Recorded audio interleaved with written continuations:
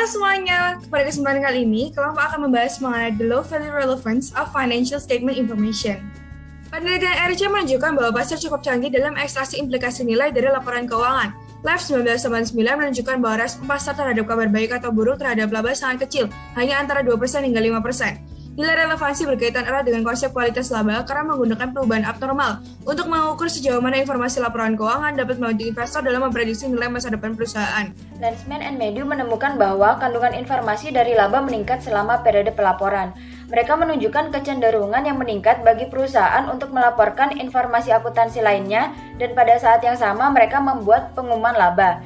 Jika berita laba menguntungkan, maka semakin meningkatkan ekspektasi investor terhadap kinerja perusahaan di masa depan. Sedangkan ketika respon harga saham terhadap laba bersih turun, maka respon terhadap pengumuman laba secara keseluruhan yang diukur dengan abnormal return akan meningkat.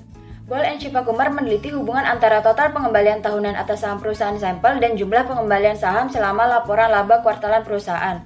Mereka menemukan bahwa rata-rata di semua perusahaan sampel dan tahun proporsi pengembalian total pada periode pengumuman laba menunjukkan pengembalian hanya sekitar 1,9%. Karena itu, peneliti tidak pernah mengharapkan laba bersih untuk menjelaskan semua pengembalian abnormal dari sekuritas, kecuali dalam kondisi yang ideal. Akuntansi biaya historis dan konservatisme menunjukkan bahwa laba bersih tertinggal dalam mengenali informasi yang signifikan secara ekonomi, sehingga sebagian besar berita baik atau buruk dalam pendapatan sudah diantisipasi oleh pasar menjelang tanggal pelaporan laba bersih. Meskipun laporan keuangan merupakan satu-satunya sumber informasi yang diperoleh pasar, namun informasi tersebut tidak dapat menjelaskan variabilitas pengembalian abnormal secara keseluruhan, sehingga masih banyak ruang bagi akuntan untuk meningkatkan informasi laporan keuangan. Sekian dari kami, terima kasih.